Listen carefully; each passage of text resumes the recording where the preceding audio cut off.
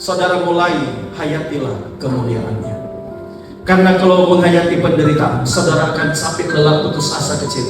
Tapi kalau saudara menghayati kemuliaan Allah, menghayati kedahsyatan Allah, saudara akan tetap kuat, tetap semangat, dan firman berkata, engkau akan semakin kuat menuju di sini. Amin. Tepuk tangan kalau itu. Lepaskan dosa dan kemasikan. Kesempatan kita masih diberikan. Dengan dulu perang, dengan kondisi ekonomi yang semakin berbahaya ke depan, dan kemudian tidak ada lagi harapan untuk kita bisa melihat manusia yang bisa memberikan corak yang benar tentang Allah. Saudara harus bersikap dengan benar. Saudara harus memutuskan, saya akan tinggalkan dosa. Bukan nanti saudara di penjara baru saudara dapat dikatakan orang yang paling berdosa. Banyak di gereja berdosa, lebih berdosa dari saudara. Saya bisa jujur katakan ini bagi saudara. Kadang di penjara dosa orang yang di penjara ketahuan, tapi dosa di gereja banyak yang tidak tahu. Dan sebagian besar kejahatan terbesar dulu justru paling banyak di mana? Gereja. Oleh karena itu, jangan menunggu manusia untuk menolong engkau. Cari Tuhan. Jangan tunggu manusia supaya engkau bisa melihat manusia dan bertobat. Pertama, saudara harus lihat Tuhan. Seruan Tuhan bagi saudara hari ini, bertobat. Tinggalkan dosa. Kalau kau melihat pendeta masih berdosa, itu bukan urusannya. Itu urusan dia dengan Tuhan. Urusanmu hari ini adalah engkau cari Tuhan, cari dia, Tuhan dan kerajaan. Hayati kemuliaannya, hayati kedahsyatannya, dan biarkan dia menuntun hidupmu setiap hari. Tepuk tangan pada Tuhan. Saudara, seruan pertobatan yang kedua, agar saudara dapat mencapai hubungan yang ideal dengan Allah.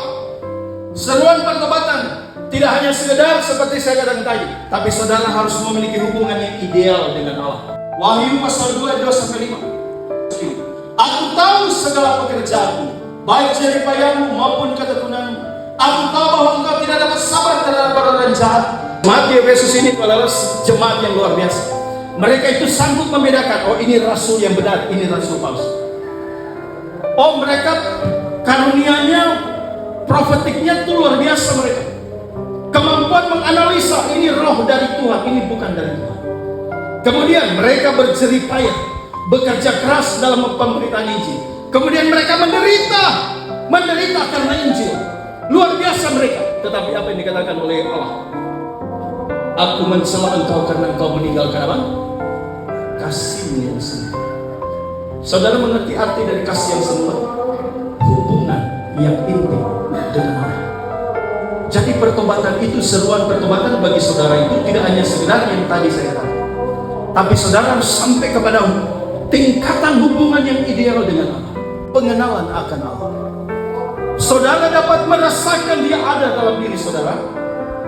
Ya.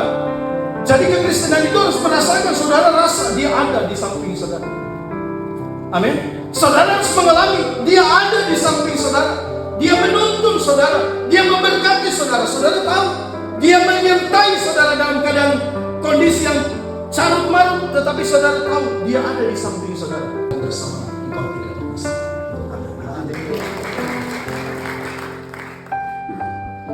Matius 3 ayat 2. Bertobatlah, apa? Sebab kerajaan Allah sudah dekat. Ini maksudnya tentang bagaimana saudara memiliki standar hidup yang benar. Standar hidup saudara bukan dunia, budaya dunia, tetapi budaya surga. Makanya bertobatlah sebab apa? Kerajaan surga. Bukan bertobatlah supaya di gereja penuh. Enggak. Bertobatlah supaya kerajaan surga itu standar kehidupan. Makanya kita ini adalah orang-orang yang akan mewarisi kerajaan Allah. Maka standar hidupnya harus standar kerajaan Allah.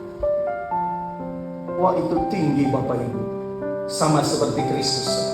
Makanya di ayat lain katakan bahwa barang siapa mau percaya kepada Yesus, dia harus wajib hidup sama seperti Yesus hidup.